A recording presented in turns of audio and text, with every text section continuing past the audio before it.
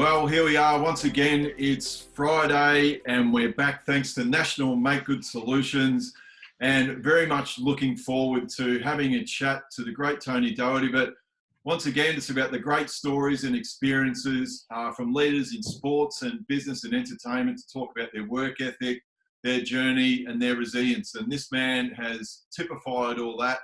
Started in Bendigo, he moved to Melbourne, he started the great Doherty's Empire, which you can see in the background there. What else? He's then led on to the great bodybuilding shows in Australia, and which has led to the journey of being business partner with the great Arnold Schwarzenegger. Tony, good morning. How you going, old mate? Good morning, mate. Yourself?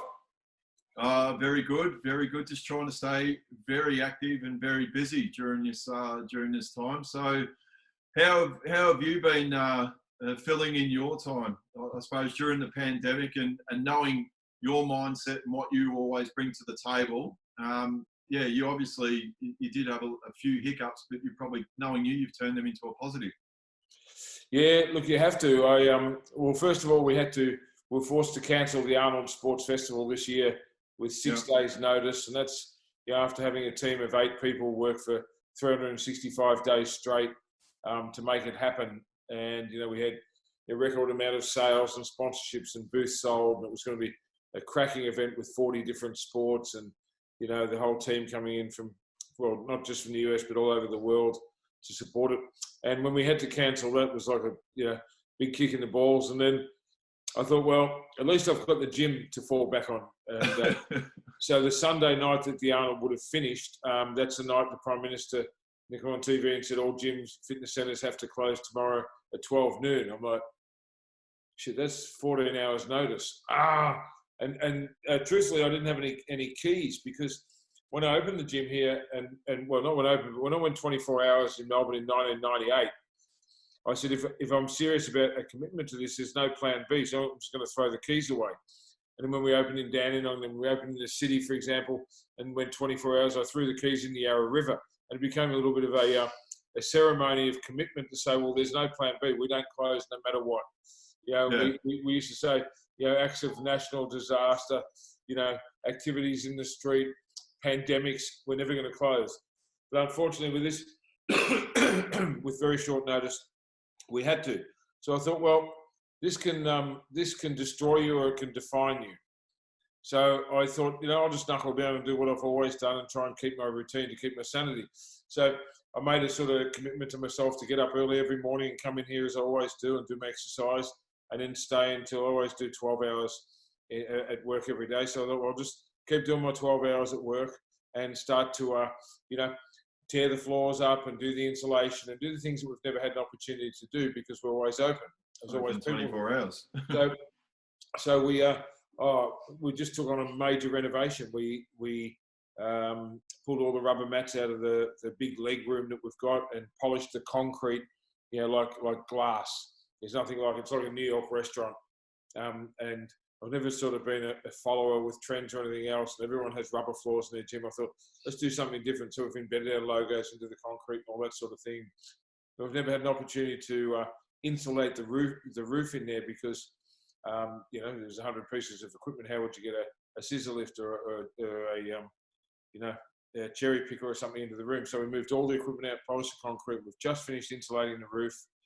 In the other rooms, we've got it done like cleaning from the top down that you never get a chance to do, and polished all the boards at the front and replaced some equipment. So we just haven't stopped. In fact, I've been going home more exhausted than normal.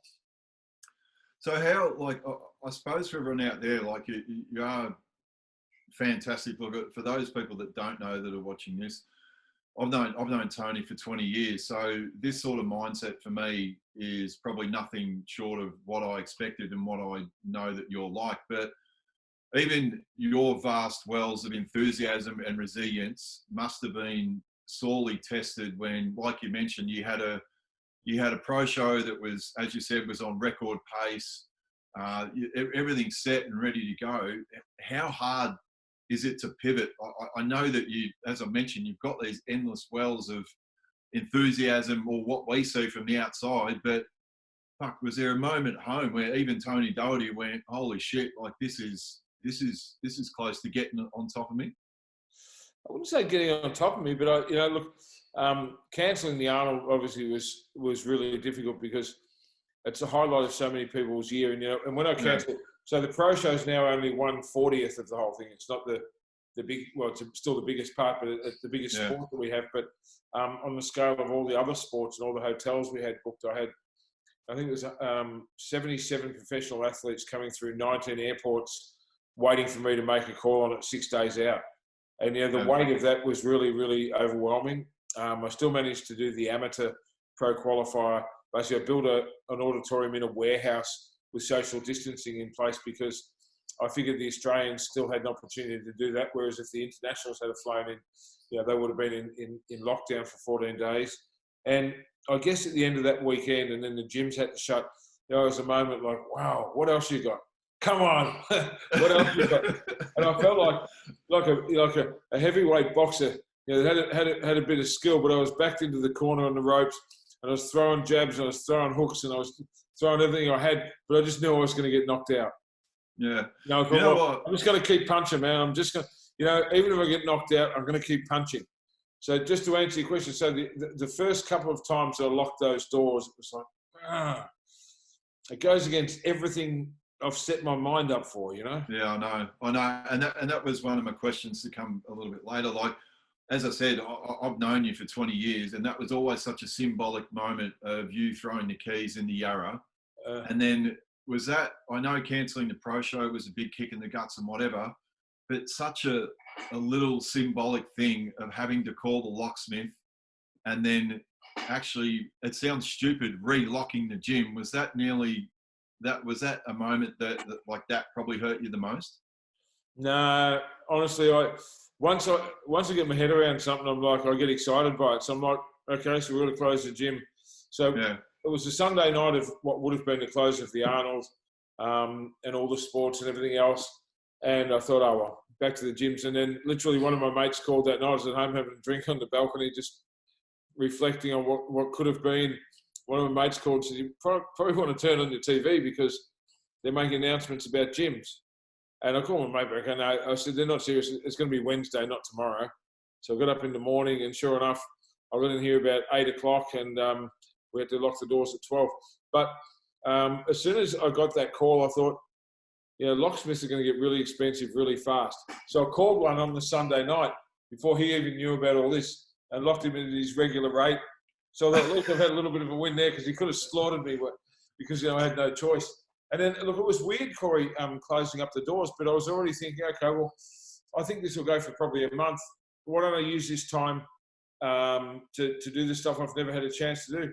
And to be as honest as I am, I didn't really have a moment of it getting the better of me or anything else. I think you just got to deal the cards that you're dealt. And you just got to say, well, this is what it is. And actually, I just said to someone this week, we were talking about it, and I said, if I was the only, because he said, oh, you're really upbeat, you seem to be handling this, you're positive, but what's really going on? I said, no. I said, if I was the only person, if they said, everyone else in the world can stay open, but Tony Doherty, you have to close, I'd have a reason and the excuse to feel sorry for myself. But we're all in this together.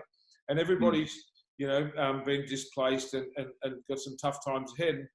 Cafe, restaurant owners, bar owners, we've got cocktail lounges that will not open again. People that have also put 20 years of their life into a cafe or something, and it's gone too far now, and they're probably not going to be able to go back to it.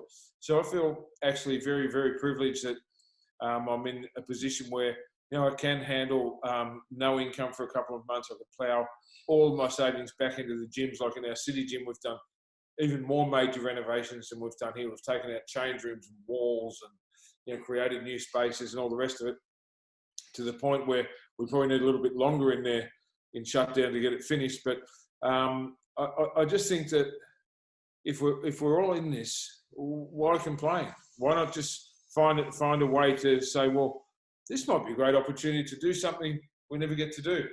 And probably the hardest bit's sort of more the loneliness part of it, because I'm so used to, I'm always surrounded with people. Like even I'm in my office now, but it's the way I'm wired, I can't sit still for so long. So I'll walk out of the office probably 10 times a day and just go to the gym and do what I do best and mingle with the the members, people from the highest level to the lowest level, and I get on well with everyone. I always try and give everybody time and some good advice and stuff. And I really miss that, just going out and, if you're coming to the gym and I'm on the coffee machine, it means someone's getting a free coffee. So I stand there and do my barista thing, and that's a way to engage in the conversation or to help someone through some tough times or whatever. And I probably miss that people contact more than anything. As much as I'm enjoying the solitude and no one's leaving their weights, it's pissing me off. I really miss that, just that connection stuff. Yeah. Do you think, I know it's a part of you, but the resilience is nearly built into you, but do you think because you're so clear with where you want to go also that you can roll with the punches a hell of a lot better? So exactly, you've got a rough idea about what you're trying to build from a brand, Doherty's and the Arnold and all these different things. Does it make it any easier to roll with the punches because you got a lot of clarity in regards to where you want to go? I haven't really stopped to think about that, because that's all I know. So I can't really compare that to a different version of me, because I don't know how I'd feel if I wasn't wired this way. But for the most part, I just think it's just I always had this thing that you accept the things you can change, and and that change the things that you can, and know the difference. So it's like, okay, it's not ideal. I'd much prefer to be open and trading and all the rest of it, but we can't. So what are you going to do? And the worst thing for me would be to sit still. Like, even the weekend when the Arnold should have been on, created this amateur contest that never should have been. So it was amazing you did that. You lost even more money doing that. I said, yeah, but if I hadn't have had that project that weekend, what would I have done? I might have been in a really bad way. And I think I'm just going to clear this camera. It looks a little bit foggy. And I think the same things with the gyms, that if I just sat at home and stayed in the apartment, man, I'd go nuts. I couldn't do it. I physically just couldn't be locked in a room doing nothing. So for me, as much as I miss the members and the people and the banter and all that sort of thing, I'm enjoying the fact that I'm busy and I go home exhausted every night. I've probably been going to bed earlier, if anything, because I've been on jackhammers and up and down ladders all the time and sort of using that to stay fit as well. So I don't know, just do what you do. Probably the hardest thing for me too, Corey, was getting my head around it. Like, it was day 40. I know every day how many days I've locked to do. It was day 44 yesterday. And I remember probably for the first 20, 25 days, I'd wake up with this mindset, because what's happened, I've programmed myself like a machine. I get up in the morning and I go to the gym. I get up in the morning and I go to the gym 7 days a week if I can. Unless I've got the kids, I do that every day of my life that I'm in Australia. As you know, I've got to travel a lot the last 5 years. But when I'm in Melbourne, that's what I do. And it doesn't matter if I've had a late night or a big night or whatever else, I still get up early and I go to the gym. And it was probably those first waking moments. You can imagine, wake up in the morning and go, get up, go to the gym. And then probably 30 seconds later, I'm like, oh shit, we're closed. Oh, what? And it was that shift of mindset I probably found the hardest thing, to wake up and break a very, very heavily programmed program, if that makes sense. Because I'm like a machine. So it's like, okay, machine, what are you going to do now? I'm like, keep the habit, keep the consistency and keep the regularity and stay busy and you'll be okay. So now when I wake up, it took about 25 days. So probably the last 20 days, I wake up and I know the gym's closed. I'm going to go anyway. But it was that was probably the hardest thing, was for me, just for that to become my psyche. Does that make sense? Yeah. But is that also too, like you talk about people nowadays and mental health and that side of things, is that ingrained, just for people out there, explain, like, I know that all the time that you always go to the gym no matter how busy you are. Explain in your life how important that has been for you to keep you focused. And it basically, like The Rock says, it gives you that anchor. Yeah, that is my anchor. If I didn't have that, I don't think I would have made it this far in life if it hadn't been for the gym. Got me through a misspent youth and a lot of crazy times, everything else. But I always had the gym as my my kind of rock place. And I just think that I guess what becomes more apparent the longer you're in this business is that so many people, I've said this to you before, so many people go to the gym not to pump up their arms or get the abs or whatever else. And that's a nice benefit when you do. Everyone wants to feel good, look good. That's a great benefit, but it's not the reason. It's not the why. The why people go to the gym is to cope. You know, I think especially for blokes, and that's not a sexist comment. I just think that, you know, in society, men are under so much pressure to be the breadwinner and the provider and to stay cool and to always be tough and to not show any emotions. Yeah. So they need an outlet, you know, for mental health reasons. I don't mean people just with mental health problems, because I think we've all got them to some degree.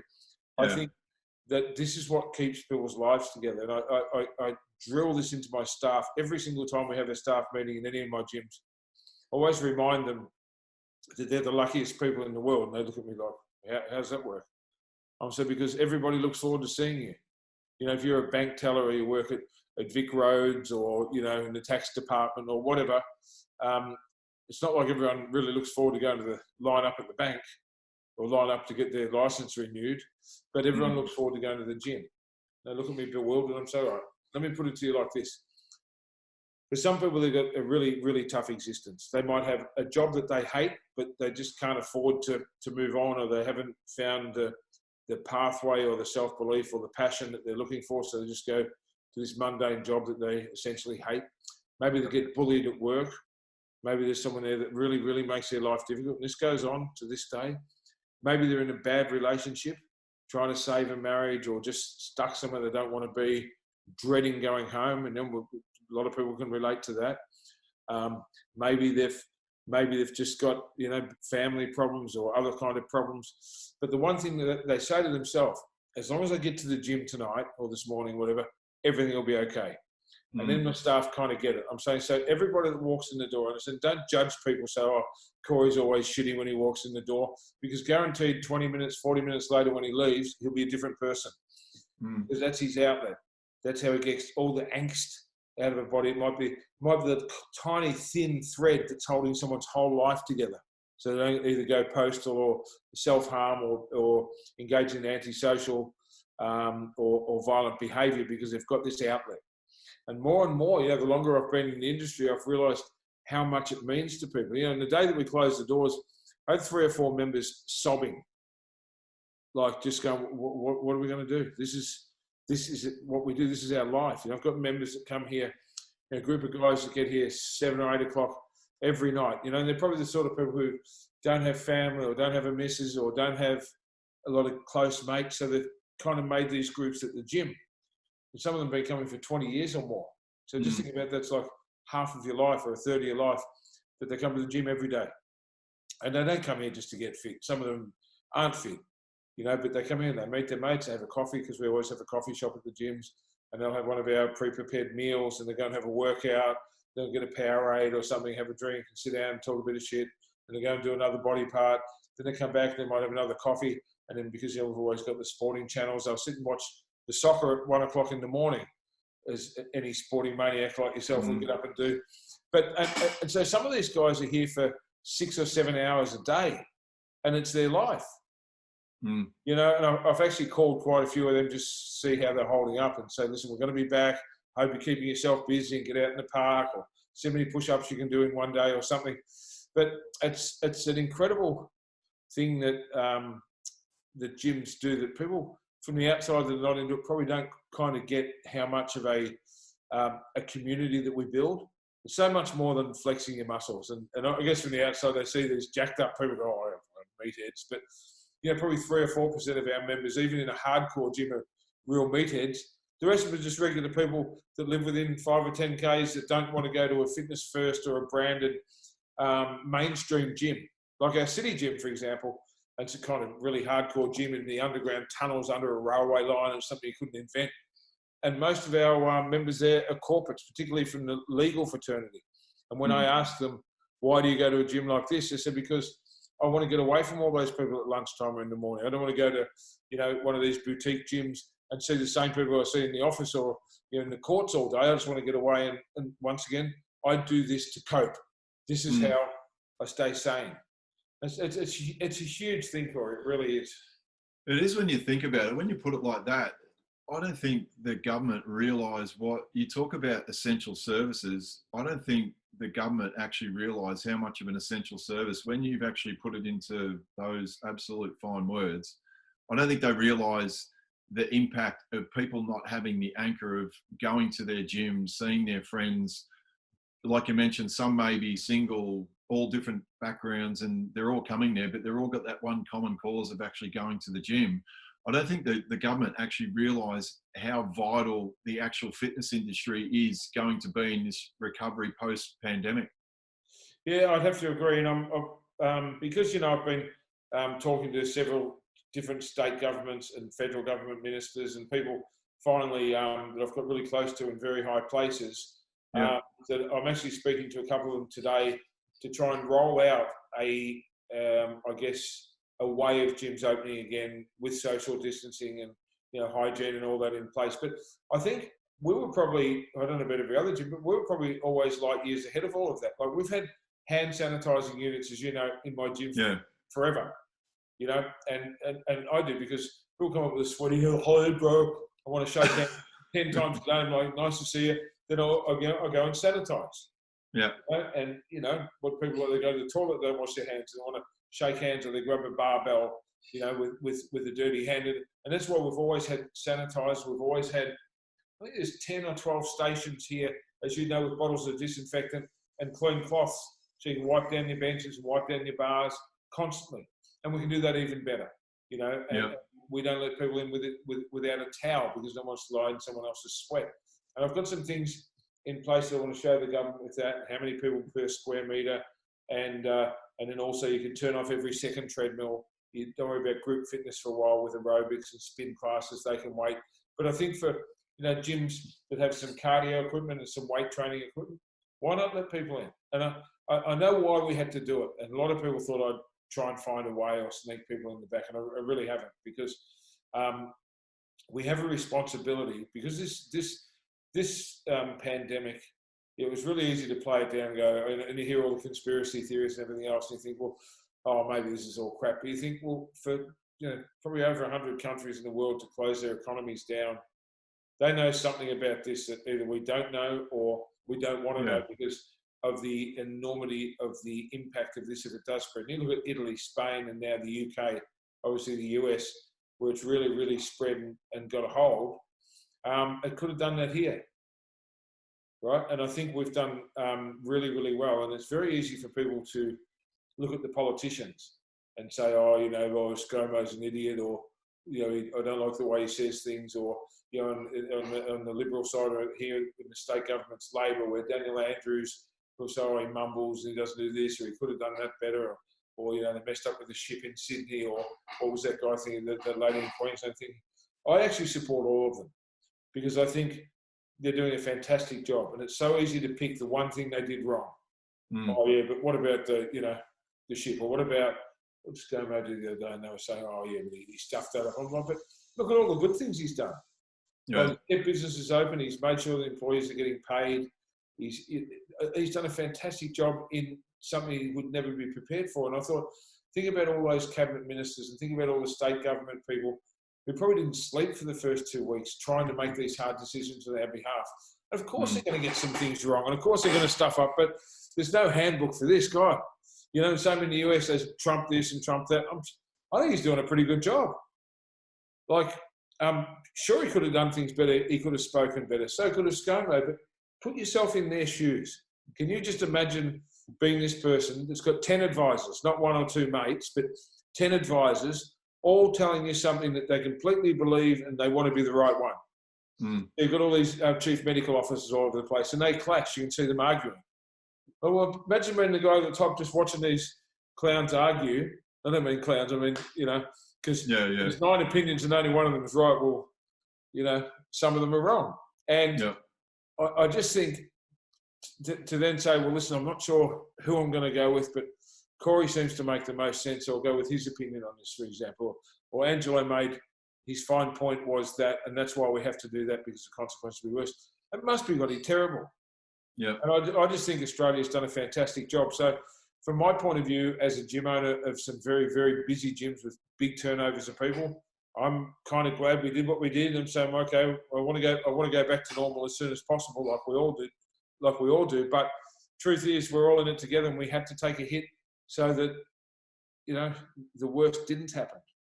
Yeah, exactly right.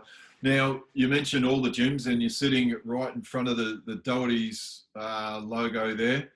Take us back to, there it is, the 24, the famous 24's logo. That's probably every bit as famous, I think, for people in the industry as the famous Gold's gym logo. So take us back to, when was it, 1994, come to Melbourne as a probably young, angry bloke from Bendigo. Yep. 1994, I rented a warehouse around the corner from here with nothing, Corey. I had a truckload of broken equipment and a big dream to build this brand. And, you know, I opened up this little warehouse with 0 members, no money behind me. I had a huge debt because I'd stuffed up everything at the country gym. You know, just being a young bloke that thought I knew everything when I knew nothing. So I completely stuffed it all up, and you know, got my parents, talked them into putting their house up against the loan that I needed to buy the gym that was overpriced, that then failed, and a whole lot of things. So I come down here, bottom line, with a lot of debt, no income, no education, no finances, no one believing in me, pretty busted sort of unit. And I opened, you know, the first Doherty's gym in Union Street, 1994. And man, when I say no money, I had no money. I had a garbage bag with my clothes in it, like a duffel bag with my shoes in it, and that was it. And then I had 3 possessions in the world. I had a rice cooker, a vertical grill, and a couch. So what I used to do, I know you've heard this story before, but people love it. So what I used to do, we used to open at 6 in the morning. So I'd get up at 5 and I'd have a shower, and I'd walk up to Sydney Road, and McDonald's used to open at 5:30. So I'd get a cup of coffee. The news agent next door, I'd get the paper. Then I'd walk back to the front of the gym, and now it's like 10 to 6, and there's people waiting out the front for the gym to open. So I'd put that paper under my arm and have my coffee, and so, oh, that tram ride was a whole lot of fun today. Those stinkers on the tram, you know, coming from my imaginary home. And I'd open, it was a big sliding gate, and I'd open the gate up and open the doors up. Come on, everyone, let's get in and have your workout. And then I'd stay and I'd do all the hours. So I was there 7 days a week, but we're open from, I think it was 6 till 9 or 6 till 10. So 9 or 10 o'clock at night, I'd go through the same charade. So see everybody, and I go to the front. Oh shit! There's a few of them out in the front talking shit, or you know, having a smoke and talking to all the bouncers be out there talking about, you know, all the blokes they bashed, all the women they slide, mate. You know, be telling all their bro stories. Oh God! I'd listen to that for 10 minutes. See you guys, and I'd walk off. I'd go into the car park across the road and hide behind a tree. And I'd wait till they all left. Come back in undercover, open the doors, and I'd sleep on the couch. Mm-hmm. So, you know, I didn't get a wage for several years, but that first year, man, I didn't have anywhere to go to. I just stayed on the couch. But the important thing for me was I didn't need to tell anyone or say, oh, poor me, what about some sympathy or some kind of handout? I thought, no, because then you don't have any dignity. I thought, if I can just do this with grace, you know, and maintain my dignity, it'll be okay.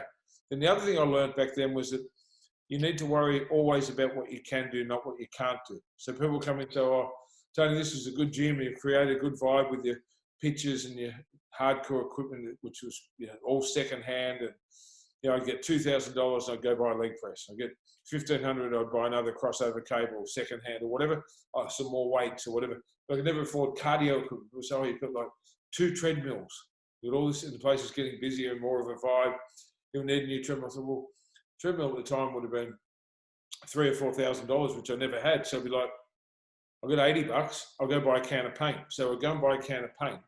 So I mean, you worry about what you can do. Okay, I can't buy a treadmill, what can I do?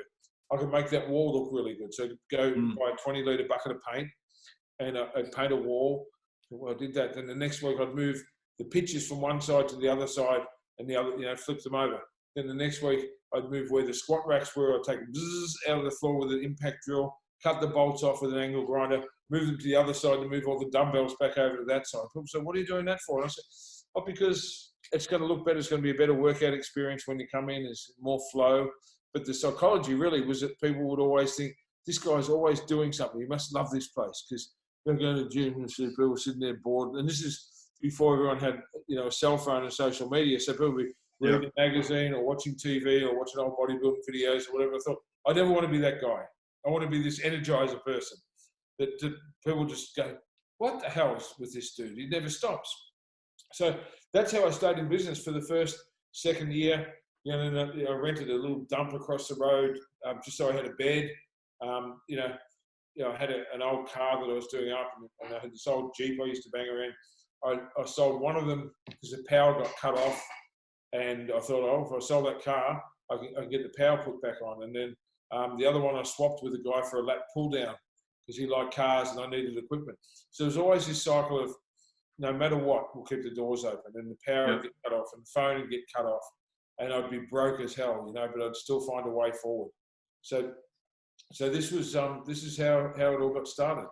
Then in 1998, we finally outgrew that building. That's when we moved around here to Union Street, to Western Street from Union Street. And I just got on my feet. I'm thinking, shit, finally, I've got a few members. I'm starting to look like I'm going to get a wage one day. Everything's going good. Then, of course, I moved in here, tripled the rent, and decided to go 24 hours. And you've got to remember, right now, there's no 24-hour gyms in Australia. Yeah. So everyone once again said, you're crazy. This is going to fail. How can you possibly open a 24-hour gym? Who's going to go? I said, well, if you've got an hour, I'll tell you all the different people in the city of 4.5 million people that work night shift or work late. And let me explain. You 9 to 5 people, you don't finish work at 5 o'clock and go, bedtime. You go exercise, or you go to the pub, or you go have a meal, you watch, TV or whatever, and then 5 hours later, you crash out. So I said, if you finish work at 2 in the morning or 3 in the morning, what are you going to do? And I thought about emergency workers, police and ambulance and firemen. I thought about people that work in airports, pilots and hostesses that land at 2 in the morning. And I thought about all the people in hospitality, waiters and chefs and all these people that finish after midnight, and then your bouncers and your strippers and your nightclub people and your bartenders and your croupiers at the casino. And this is, I can keep going, me, for another half an hour, and all these people that no one thinks of. And they're like, you're right. And then I thought, well, not only that, but we could do all of our cleaning between midnight and 5. Because I used to hate it if I'd visit another gym with some posters or whatever, or I'd be traveling, and it's 9 o'clock in the morning and some pricks at your feet with a vacuum cleaner moving bins, and it drives me mental. So I thought, well, imagine if every night from midnight to 5, while you're open, that person's effectively a cleaner. So when you walk in the morning, it always smells like a hospital. You walk in, it's disinfectant, the toilets and showers have been scrubbed and so on. I thought, well, that makes sense. And at that stage, one of the first Coles in Australia to go 24 hours was the one over the road at Berkeley Square. And this is how it all started. I said to the manager, why do you do that? Or who goes there that time of night? He said, well, a lot of people go to 7-Eleven. And we're losing a lot of business to convenience stores where people are happy to go and pay twice as much because they're always open.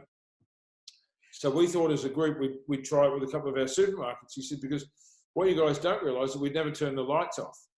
There's always people there stacking shelves. And we have a group called the Night Fill that come in and they, think about it, because you always go to the supermarket, the shelves are all full, especially now. But they have night people on all the time. And the manager, because I spoke to the manager, he said we had to put one girl on at the front as a cashier to stay open, from midnight till 6 or whatever it was. Yeah. So the penny dropped. I'm like, I could just have one person here that's the cashier and the cleaner and keeps people company.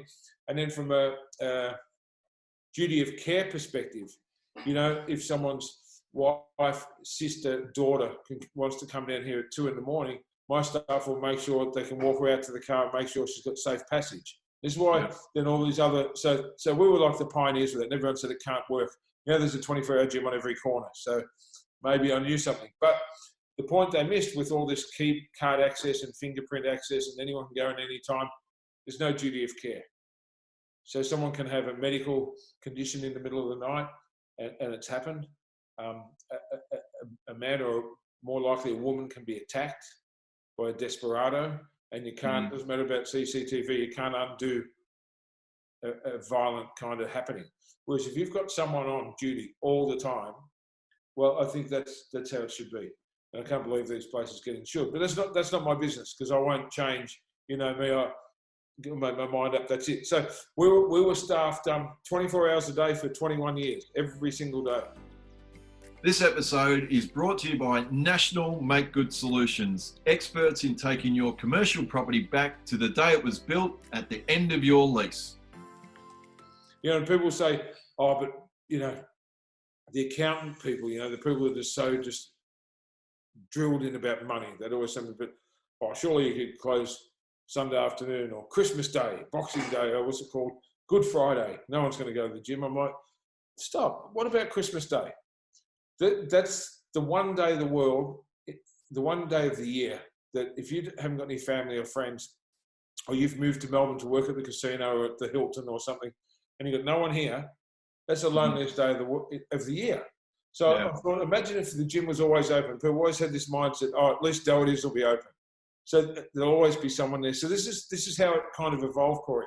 So then Christmas Day became one of our busiest days, where people would they get up and, you know, 2 hours of opening presents with the kids and eating. Oh, shit, I've got to have a break before lunch. They come down to the gym and do some exercise. And then after lunch, people would come. But then more of the time, the people that didn't have anyone, they were doing it really hard, or were perhaps, you know, at a stage of self-harm or questioning their existence because they're in a strange city with no family and friends, had somewhere to go. Well, that's not about money. That's what building a community is. Yeah. And now we've started our Christmas morning. It's not for the homeless. It's for the lost souls. So now we started last year where I come in and cook, like 200 lots of breakfast. This year we had 200 gift bags with T-shirts and caps. So if you didn't have anyone in your life that gave a shit about you, you got a Christmas gift. So we had like ribbons and everything on it. We bought 200 croissants and 400 eggs. And then my mate Little John from the market gave us 400 bottles of orange juice and cases of bananas. And then I put on social media once and I had like 10 people volunteered. Hey, you know what? I'm a bit lost that day, but I want to help others too. Can I come and serve the croissants and butter the toast and help you with the eggs? I said, yes. And it was a tremendous success. We did, I think, 160 meals from 7 till 11 for people that had nowhere to go. You know, and that was one of the coolest things that we've done in a long time. Do you think that's also one of the reasons that you maybe get along with Arnold so well? Because when you talk about all that stuff that you're mentioning now, things like that, they're about breaking the mold. And I know one of the things that Arnold's famous for with his, I think there's I'm looking up the Arnie's 7 rules for success that's on my wall up there. It's one of them is about breaking the mold. And I think that's what you've done to a T. That I used to take it, for those out there, I started training with Tony, I think at the end of 1999. Yep. So I used to see all these other gyms going 24 hours, and I'd either take a picture and send it to Tony and go, have a look at this, they're copying you now. So I took it as a bit of badge of it was a bit of a badge of honor for me, because I could see that you were ahead of the game in terms of what you're doing. But do you feel like that's one of the reasons why you do get along with Arnold pretty well, because you both have got that sort of mindset about breaking the molds? Yeah, well, I guess, as he appointed the partners around the world, you could probably see, and he said that to me, a lot of sort of younger him with this guy that won't take no for an answer, and he never hears impossible, he just hears possible, and all these things, because, I followed him since I was a kid. And he's really helped me with my mindset. But with like the Christmas thing, for example, he said, you've got to find a way to give back. He said, it's his last rule, is always give back. And I see him where he'd go to this same community every Christmas, and every Thanksgiving he gives like hundreds of turkeys away, and Christmas gives all these toys for kids and does this sort of thing. I thought, well, I don't want to just do what he does, I'll do what everyone else does. And of course, the charity that he's most famous for, that he still supports and he founded, was the After School All Stars. We worked out in Los Angeles that kids that were falling into crime were the ones mostly from 2-parent families where both the mum and dad worked. Traffic in LA is so bad that they'd have to take 2 hours to get to work and 2 hours to get home. So the kids would leave school at, say, 3 o'clock. Parents don't get home till 7 or 8. That's a danger zone for kids with nothing to do.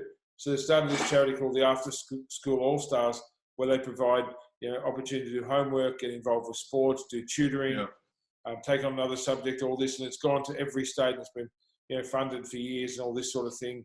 And that was his thing. And I thought, well, what can I do here that no one else is doing? And then I come up with my Lost Souls Christmas breakfast. And I told him about it. He said, it's fantastic. He said, it's really, really good that you've done that. How would he say it, Tone? Fantastic. Yeah. So yeah, there is some similarities there, and I really admire the fact that he's always giving back, no matter what. And he said to me, because I've interviewed him a number of times now, which is also surreal because he was my idol for so long, and now I've been his interviewer for so long that it's kind of surreal. But each time we do an interview, I learn something different about him, or he'll tell a story he's not told. But I remember this one time, and I said, well, out of your 3 big careers, obviously your bodybuilding and then your movies and then your politics, which one gave you the most joy, the most fulfillment? He said, oh, it's the easiest answer in the world, politics. He said, because I got a chance to give back, and he said, because California, well, the USA gave so much to me, but because he could never run for president because he was born in Austria. Yeah. He said that being the governor of California was the highest office that he could hold, and he wanted to give back to the people of California and set it up, lower the greenhouse emissions and all this kind of thing, and fix the freeways and the water systems, all the things that have been broken for years and swept under the carpet, and just to make a difference. And he said he got more pleasure from public service than any movie he ever made. So I thought, well, that's probably good advice. And, I'm always trying to help other people and give back and all this. And it's kind of probably the direction my life's going in next, is not immediately to go into politics, but that, may even happen one day, because I watch all that space carefully and I'd like to be able to give back. And, just to do more and more on the sort of scale of, public speaking, doing my Relentless Momentum speaking tours and giving more back. And as you know, I do a ton of positive stuff on social media almost every day, trying to help people and answer questions and just to be a bit of a shining light for people. So you kind of got to find your spot and your skill and say, well, this is what I can do. Why not? There's enough for everyone. Why not just give back a little? And that is a really big one. Like, did you always have, like, even in those moments, like when you first start from scratch, and obviously I met you very early days, that's like 1999, which is now 21 years ago, or 20 years ago, Tone. So it's, which is pretty scary. But did you, even in those dark times, did you always have this vision of a rough idea where you were going to go, or was it just evolving over time, that you started with Doherty's in Western Street, then you had the city, then you had Dandenong, and then everything just got, well, in the end, you started living what you've created as a tag on your social media. You did create that relentless momentum through your attitude. Yeah, I kind of always had a vision more than a plan. Yeah.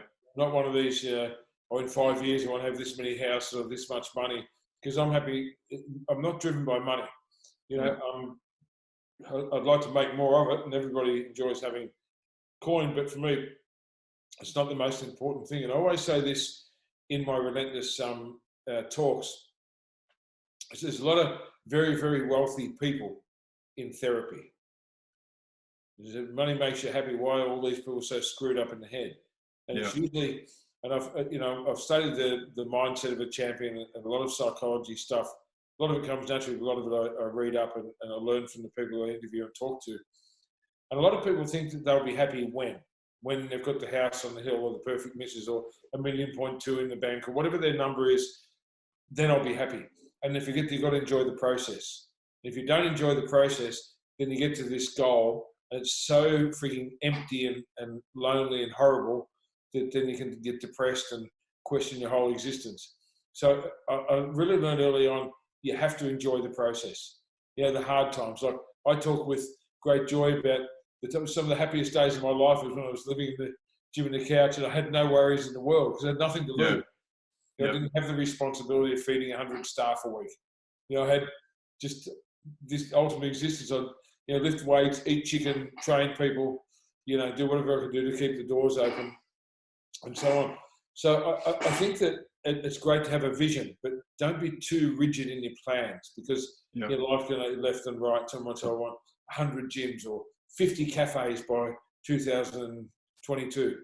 And so now you've put that out there, maybe you'll make some bad decisions to try and stay ahead of your target. And I did that, early on. I opened a couple of gyms. We just opened way too quick without the due process because of a number or whatever, and then they didn't work. And I'm like, shit, you already knew that.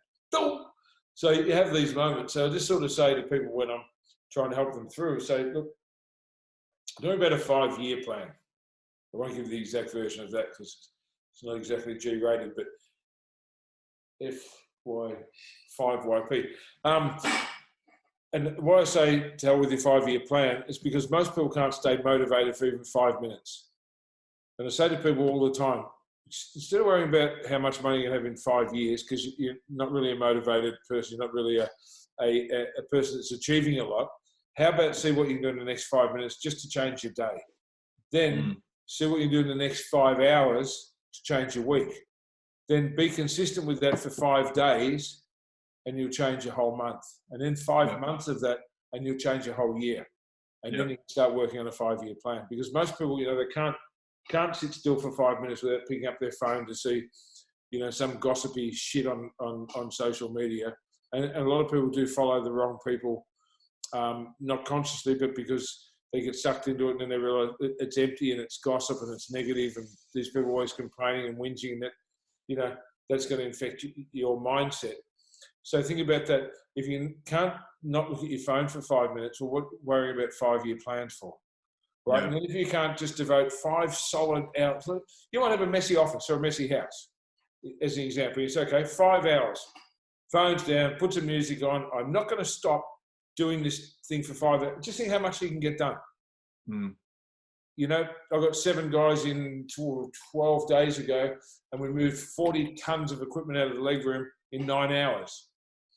And people say, that's impossible. How could you do that in 1 day? I said, because you have a mindset, you have a plan, and you say, we're not stopping until it's done. That includes that big red staircase and, 40 tons of equipment. So back to the point that if you just think, you're going there, just find something that needs doing and put 5 hours into it. So, wow, that felt good. And that changed my whole week, and so on.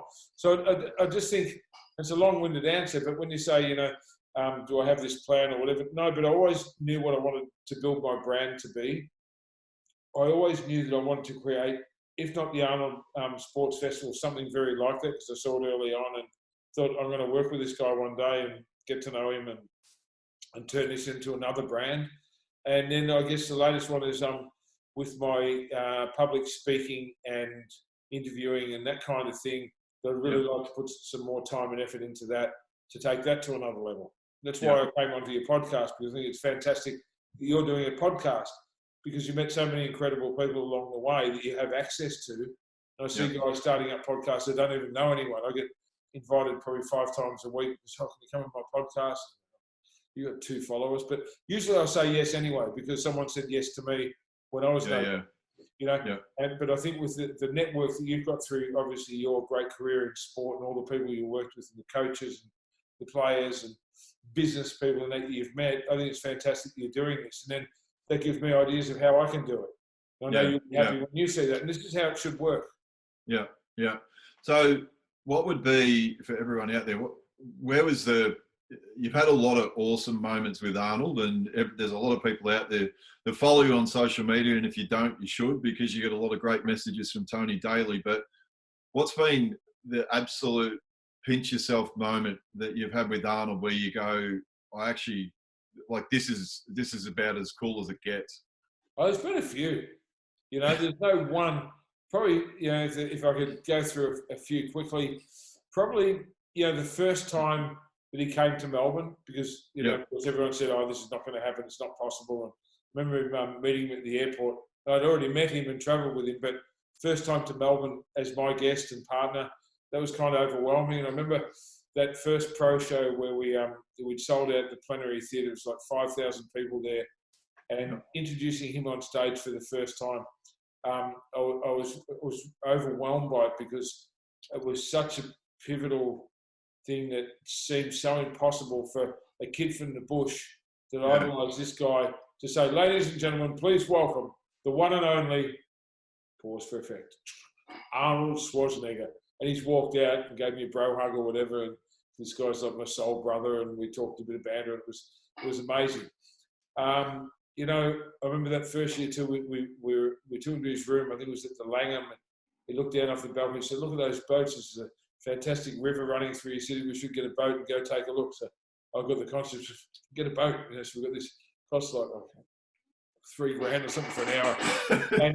and I took mum and dad and like my staff and 10 closest people, a couple of sponsors on this boat. And I remember I travelled with Arnold and I did security for him at a lot of his events around the world. And I think I probably hadn't interviewed him at that stage, but, you know, we got to know each other pretty well. We'd never smoked a cigar. And I was thinking, yeah, that'd be pretty cool to smoke a cigar with Arnold. I remember we were going up the Yarra River and I'm like, look up here, that's the MCG, this is the Rod Laver Arena where we play the tennis. And so I've never seen a city with the facility so close to the city. And we had some beers on. I think we were having a Corona or something. He's not a big drinker, but we're just having a moment. He reaches into his pocket, pulls out a stogie. He's like, smoke one. And I'm like, yeah, you're right. This is probably that moment. You know, there's been a few of those. I remember the tank was pretty good. Yeah, there was that one. And I remember one other time we were in this a place called Pilanesberg National Park, which is a couple of hours north of, maybe 3 hours north of Johannesburg in South Africa. And we went on this safari where you stayed at this place overnight. Yeah. And it was just him and me and the boys, basically. We had these safari hats on and cigars, and in the middle of nowhere, this beautiful camp in the national park. And, we were talking about movies and comedy and stuff. And I said, how did you get into, like when you did Twins and you did those Kindergarten Cop and those funny movies, how did you do the change? He said, well, I went and hung out with all the comedians, Milton Berle and Rodney Dangerfield, Danny DeVito, and we had this cigar club in Los Angeles we go to. And he started doing stand-up, like, you got no idea. My wife, it was like Rodney Dangerfield kind of jokes. And he just went bang, bang, bang, bang, bang. He's got this incredible memory. And it was like, I just got to see that. I remember I interrupted at one stage. I went, oh, what did I do that for? Because it was so good. Yeah. You almost changed the course of it with an interruption. I should have just let him go. I remember just getting to bed that night, just going, how did I get here? And then, this year in February, I guess, we went over to do the January, February, anyway, it was a couple of months ago. We went over to the Strongman event, which we do at Santa Monica Pier. And we went to this breakfast at the Rose Cafe where I've had now a lot of meals with him. And he was going to come meet us. And then all the strongmen were going to go see his office, which is just on Main Street in Venice, just around the corner from Gold's. And our business partner, Bob, got a call, and I saw him shake his head. He goes, so it was me from Australia, it was Anna from Brazil, who's her and Felipe are our partners down there, and Big Wayne from South Africa.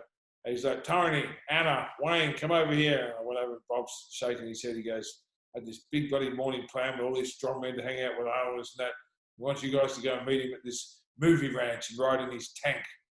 And he goes, so something to be, but it's fucking cool to be you. So this, car pulls up and off we go, 40 minutes into the hills. And I heard this rattle of this tank, and up pops Arnold out of the hole. He goes, hey, Tony, come and get in. So I get in the tank, and the other guys got on top, and we went bush bashing in his 1950s tank.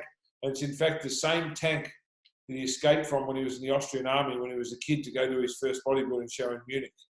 And it's a long, long story, but basically when they recommissioned these tanks, which were leftovers from the Korean War, just a few years ago, 10 years ago or something, he heard that they were going to destroy them all. So he contacted the Austrian government and said, well, we can't give or sell you a tank because we've got this deal with an American munitions factory. You need to get letters from the Secretary of Defense and all this. So I won't tell you the whole story, but he got the letters, he got it done, and they ended up refurbishing it for him and shipping it across to him. And it stayed in the museum for a few years. And then he to one of the movie ranches. And he said, all right, well, once we did this, he said, let's go and look at this other place. So this is where they did, that was where they do all the war films. There's a bunch of tanks there, and these guys look after them. This is another world. As lay people, we don't even know this stuff exists. And then we go to this other movie ranch where they do all the westerns. So that's where that bar, the famous scene in Django where they're playing the piano. It's like a western whorehouse. There's all the people on the balcony. So we went to that where they filmed, I guess, every Western ever made. And I sat there and played the piano from Django.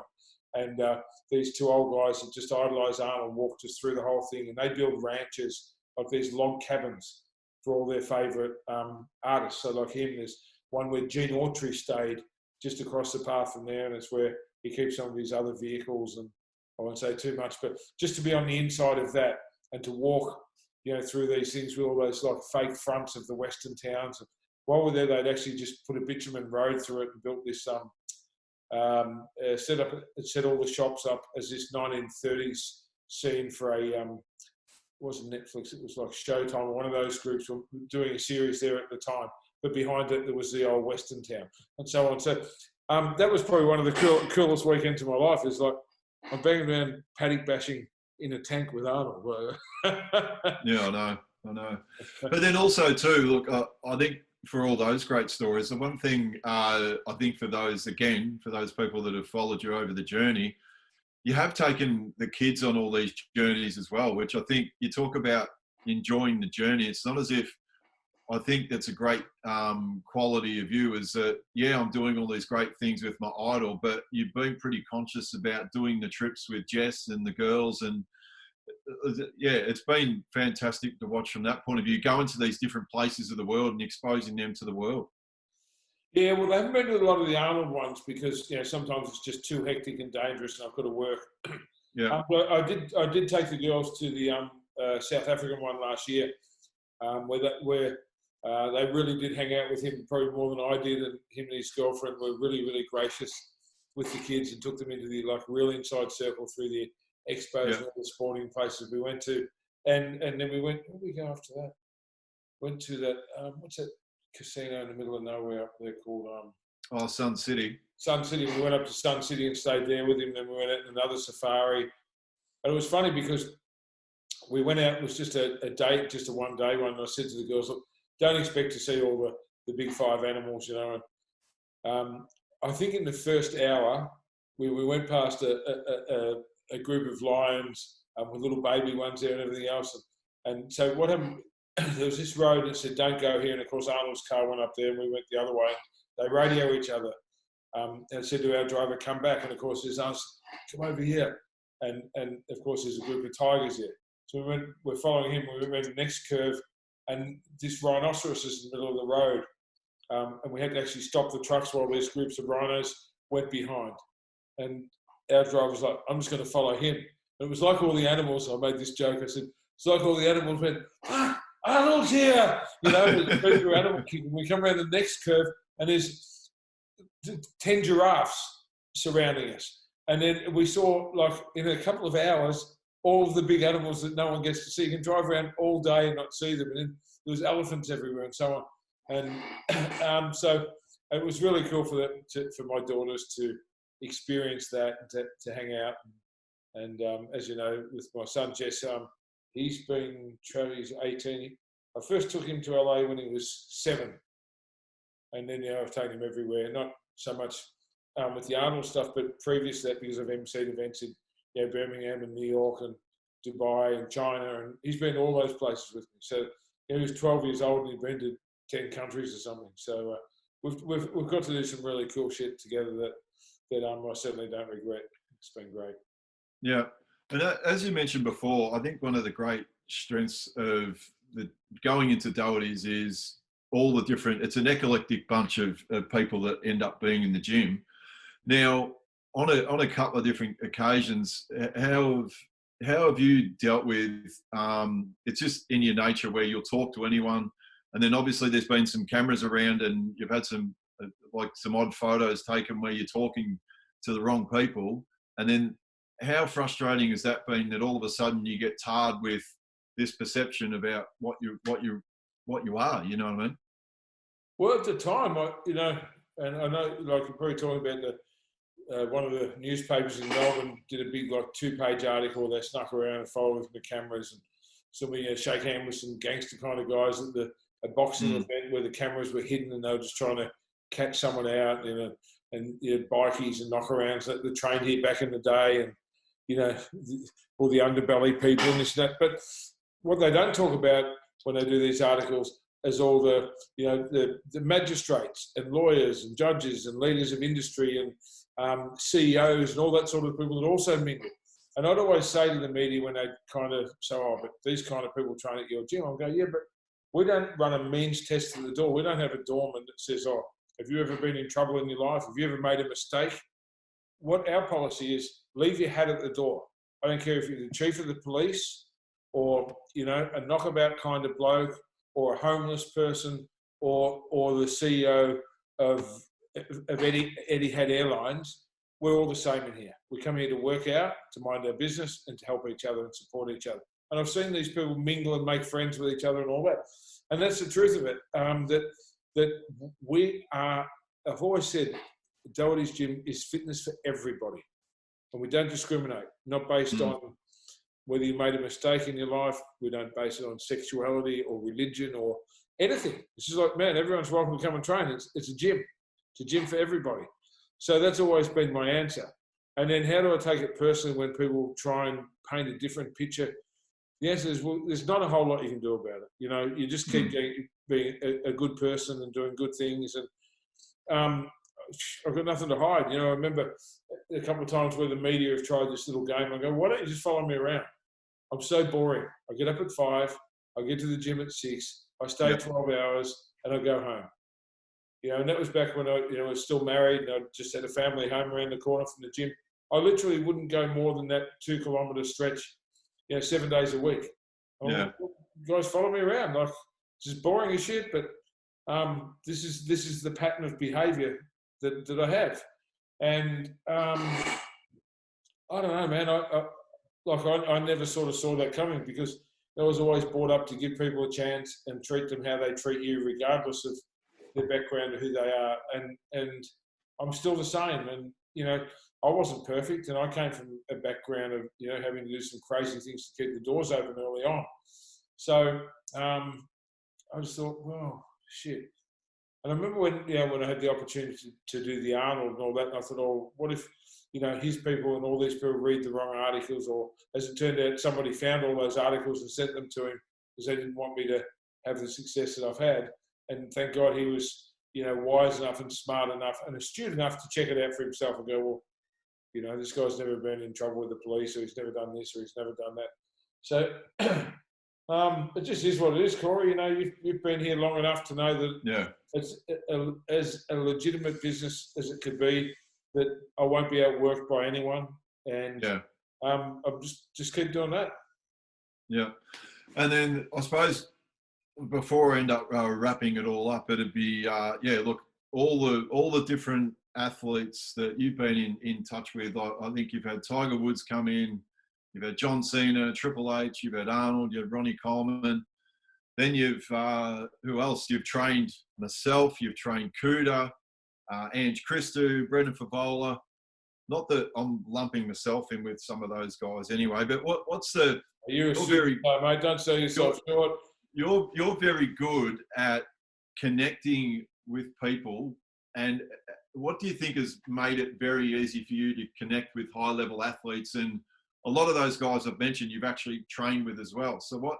Yeah, all of them. Why do you think it is that you've been able to connect with all of us? Don't know. I just think it's something. I've always got on well with people, and I've never had a problem or been intimidated by anyone or been afraid to get to know someone. I sometimes find that people in high places or whatever, people are so intimidated by what they read or the perception they have that they think, oh, this guy or this girl or this actress or, you know, whatever is going to be completely unapproachable because of who they are. I've always just thought, oh, I'll just give it a go. And I remember when I met you, we were at a fitness show, I think, and it was something to do with a supplement company, and I was doing some interviews and you came up. I remember, you know, after the interview, I went, you seem like an interesting guy. I'd love an opportunity, because you're at this tipping point with your career, to see if I could make you a better athlete. So I remember just approaching you saying, hey, Corey, can I give you my number? You've never heard of me, but I've got this gym and I train elite athletes. And, you know, so for a long time there, you know, I had a TV show teaching people how to train. And, you know, before all this bigger stuff happened with the travel and the, you know, the MC work and all that sort of stuff, you know, I was a pretty solid trainer with a certain skill of teaching people how to put their mind in their muscle and how to develop specific exercises, like for tackling and for, Brendan for volatility. I made him faster over 15 metres than anyone in the league through some specific things that we designed. And then when I was a weights coach at Carlton, I remember watching how people in the AFL would tear their hamstrings. So I developed a version of that stiff-legged deadlift and something else that you know about. And we didn't have one hamstring tear in 5 years. So I was always very confident about my skill level as a performance kind of coach, and thought, well, no one's unapproachable. Most people want to learn. And people that are really at the top of their game, they're always hard workers. And I've always understood the mindset of a champion. The mindset of any champion is they're hungry to stay ahead of the pack. What can I be doing that no one else is doing? So, I handpicked some AFL athletes really early on. The first one was Ange Christou, because he'd had a back injury and no one could fix it. I remember reading this guy's been to osteopaths and physiotherapists and surgeons. No one can fix his back. And I was like, I think I know what's wrong with him. And I brought him in. Someone knew him, and I'm like, well, why don't you get him to come in for a minute? And, I think I had him back on the footy field 4 weeks later, and he never had a back problem again. And of course, I said, hey, tell your mate Cooter to come down, And I thought, it won't be hard to build up because look at his genetics, and I can take credit for that, and everyone else will come. And then you came, and then all the North guys started coming. And Jason McKernan, we did some rehab with, and a lot of your mates from North came. And then, when I finished at Carlton, the North would bring their whole team down, or they call me and say, we've got this player that really needs some, to be built up. He needs someone just to mentor him. And I was always just good with that sort of stuff. And I guess success breeds success. So I'd have a little bit of success and people would talk about it, and I'd get more confident, go, well, we do that with Corey, and I could do that with Cooter. Imagine what I could do with these young guys that haven't been taught the wrong stuff. They're starting from really things. So, that was a lot of fun, Corey, and it still is. There's still no one in the gym I won't go up and say hi to and spend time with. And sometimes I don't even know who they are. Hey, do you know who that was? I can tell you this one funny story. This kid, and he passed away at a really young age, which is sad, but David was this kid that worked at our city gym. I remember Hulk Hogan and Ric Flair and all those guys came to Melbourne because I knew all those guys because I've got great contacts with wrestling. I've met everyone from The Rock to John Cena and Triple H and Hulk and all shit. I could go on all day. Anyway, I called the gym and said, look, the wrestling troops in town, they always come and train with us, but they're staying at Crown or whatever. They're going to come down and train at the city gym. So can you make sure that they get the VIP treatment when they come in? Don't charge them for their workouts. If you can hook them up in a Doherty's T-shirt, that's always good value for me, and so on. And I said, that'd be great. So the phone rings, this kid, he goes, Tony, it's David. He said, I think I've done the wrong thing. I said, what happened? He said, this guy come in, I charged him $10 for a casual, and then I sold him 2 T-shirts at $30 each. I think it's Ric Flair. I said, how did you miss the memo that said the wrestlers are in town? He goes, but I didn't realise he was a wrestler. I go, he's 6'4", shock blonde hair, fake tan, and he goes, woo, everywhere he goes. He was so embarrassed. I said, go and refund him for the shirts, give him some more, and tell him I'll be down there soon. So I thought that was a great story, And just last month, 2 weeks before the Arnold would have been on here, I got to, as you know, I get to MC the Big Arnold Classic in Columbus, Ohio now. So I'm like the face of the show, and I'm on stage with 5,000 people there. Every year they do a Lifetime Achievement Award, and this year was Triple H.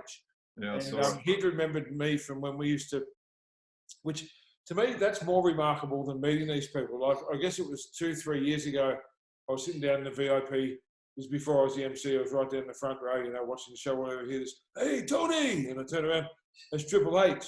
Come and sit here, brother. And I went and sat with him. We talked about the old... I was shocked that someone like that would remember me. He goes, you're infectious. Everyone remembers you. What are you talking about? I'm like, what? So then when I saw him this year, he was there with his wife, Stephanie McMahon, who's Vince's daughter. Yeah. And we're chatting, have you met Steph before? Like, no, I said, I never have. I said, Ric Flair's daughter's trained at our gym. I said, but Steph's never been on that tour. I said, well, where are you from? I said, I'm Melbourne, Australia. She goes, you're not the Doherty's gym guy. And I'm like, wow. She goes, he brought home all these T-shirts with knuckles and stuff on them. My daughters still wear them for 90s to this day. It's their favourite shirts. Our household's full of Doherty's gym gear. And, you know, there you go. There's one of those moments. I'm standing in the foyer of this hotel just going, what? Can we get a picture? just like a normal fan. Yeah, that was just sort of super, super cool. And then, of course, I got to introduce him and Arnold on stage where Arnold gave him the Lifetime Achievement Award. And if you guys can look it up and find the speech that he made, it's one of the most motivating, moving, emotional, and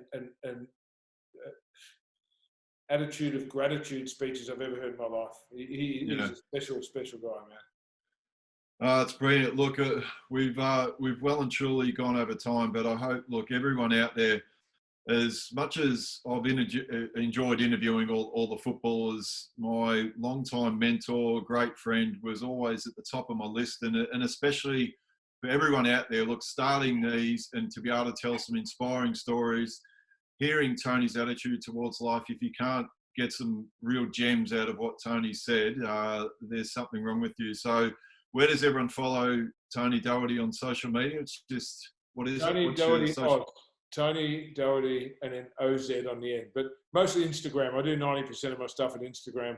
Facebook bores me. I can't be bothered with Snapchat. But I actually really do enjoy Instagram. And I do ask me a question probably 2 or 3 times a week. Where I probably answer, I don't know, a couple of hundred questions each time. So try and do some daily real talk stuff. And it's funny, I haven't been on there much the last, I guess, week and a half. And I've had now dozens of messages every day. Are you okay? You haven't been posting much. I've been on a jackhammer. I've been up and down ladders. I just can't be bothered. I've just got nothing to say. I'm just like, I just want to renovate the gym. But, you know, I'm on it all the time. And I'd really appreciate anyone that wants to follow and just come along and welcome to my world. And look, from my own point of view, look, for everyone out there, as I mentioned, I've known Tony since 1999 and I've seen the whole journey unfold. So I'm sort of like a bit of a young, proud dad that all the success that he does. So like anything that I see him do, I'll send him messages. He'll be on the other side of the world that he's having a photo with The Rock, or he's doing something with Triple H and these sorts of things. But look, one of my favourite things, and I think after the pandemic's over, is that I'll be looking forward to coming back into, I always say that when I come back to Melbourne, it's a bit of my spiritual home, and come back to Doherty's in Brunswick. I wouldn't have won the best and fairest at Carlton in 2002 if it wasn't for this man on screen, because he was my coach and he was my mentor. I know you were on my table that night as well. I think you were for the best and fairest, I think. Yeah, probably. Yep. And so look, unbelievably lucky to have him as a very close friend, and it's been an absolute pleasure to have you on today. A big thank you to National Make Good Solutions, who paid for Ange and all the production of today. And for everyone out there, if you want to check out this interview, go to YouTube and type in Corey McKernan. There'll be other interviews. I've done some with Wayne Carey, Wayne Swass, Jason McCartney, who Jason trained at Doherty's for a very long time. Tony and I nearly killed Jason one day. He didn't nearly die in Bali. We had a particular circuit we used to call the Hell Circuit. We nearly killed Marty Monster one day, didn't we? Yep, yeah, he had a bit of a break. He couldn't say no to anything, so I'm just going to load him up and see how sick I can make one person in 1 hour. That was just. But no, look, on behalf of everyone, thank you. And like I said, in these tough times, hopefully everyone out there can get a few gems in terms of some Tony Doherty wisdom, and look forward to the full interview which our producer Angel put together. So big thanks. No worries, mate. I'll post it on all my socials. To everyone out there, remember, this is just a pause. Your attitude will determine your outcome. I'm out. Cheers. Thank you.